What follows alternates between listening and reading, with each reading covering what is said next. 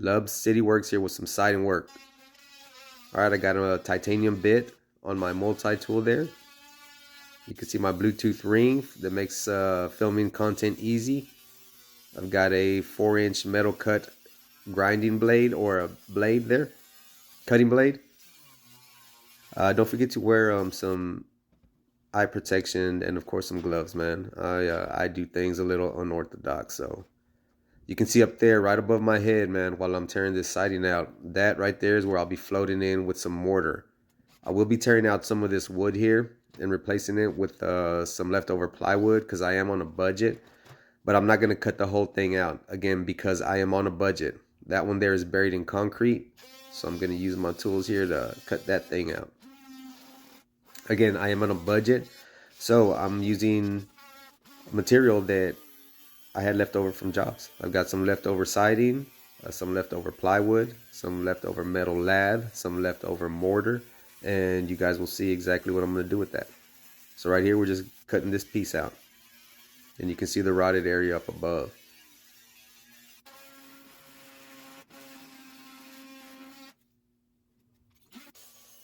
All right, here I am cutting the existing siding, if you will. Taking that out, I'm going to replace that section with the pieces that I had left over. If you guys have made it this far, man, subscribe to my channel. I like making content with music, a lot of music videos, work content, basically anything. I just like creating stuff and making videos out of it. Alright, that blade that I'm using there was a little dull already, so I changed it behind the scenes. It was already smoking, man, so I had to replace it.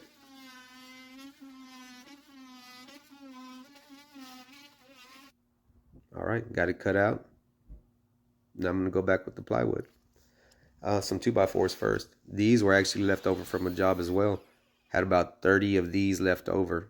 They were just going to chunk them, so I was like, no, let me take them home. You see the wood's a little rotted there, but it's still good enough to where it'll grab that 2x4. So I'll sister one here, so that way I have something to screw and nail into.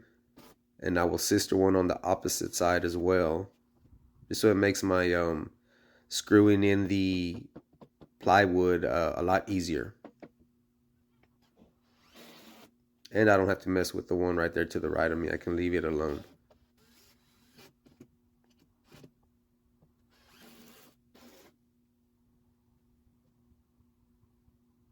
Alright, go ahead and screw those bad boys in.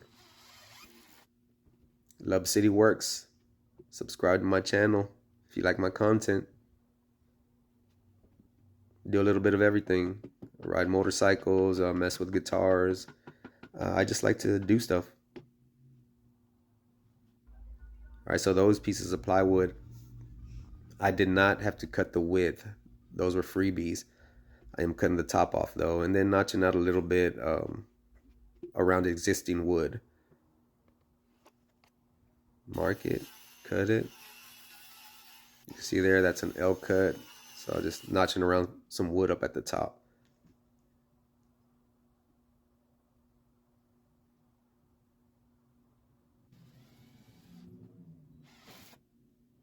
LubbCityTx. All right, there we go. Now we're ready for the next step. Onto some mortar. Now again, this right here is lath, metal lath. I'm gonna use this so it can hold my mud, my mortar mix. I didn't have the funds or the money to replace all of the wood right there, that whole side. So I'm just gonna patch it in with some mud. And I had this mortar mix left over. I had the lath left over, so why not? It's a different alternative. It's gonna be outside, so it'll be just fine.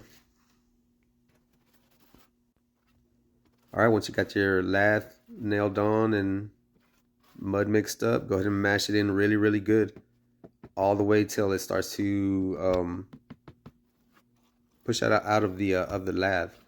You'll be able to tell. Just mash it in there really, really good. Fill all the voids, all the gaps, smoothing it out. water and sponge cleanup. It's easier if you do it now. All right, all filled in. Now we just let it dry. Here we go. Back the next day. Ready to go. And I'm going to be using tar paper for waterproofing and wind. It just has a lot. I can do a lot more things with that tar paper. That is one of the things that I did buy. I think I paid like 30 bucks for it. But again, I can use tar paper for a lot of things versus the actual wind barrier. If I buy some, I'm just going to use it for that little area and then no need. Okay, right here I'm leveling me out a line for my first piece. And I'm just using my pencil to mark it. I'll be cutting off the bottom, and that's what I'm marking. Looking at the slope there, because it does have slope. You want to measure twice, cut once. I got a chalk line to help me out. Give me a straight line. A little bit of adjustment there.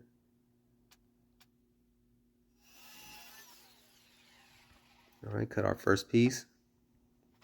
Cut the width.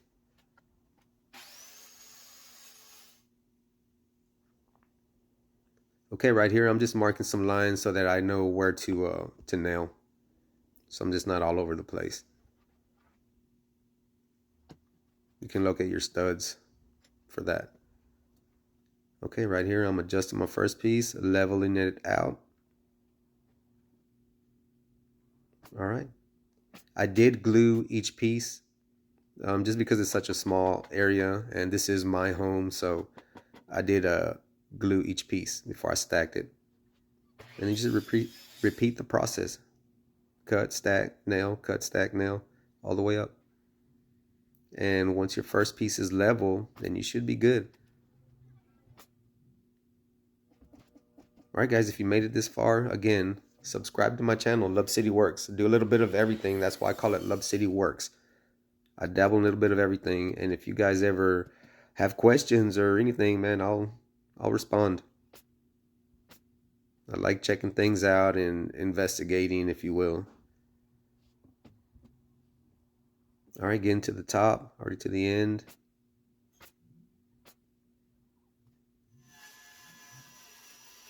All right, cutting the last long piece. I won't be putting a trim at the top, or I won't be putting a base at the bottom either. Right here in the corner there, I will be capping it off or trimming it off with a piece of cedar so it can match the existing porch. There we go. All done. Nice and clean on the bottom, sides, clean on the top. And then, of course, just that piece right in there. Thanks for watching, guys. LubbCityWorks. Subscribe.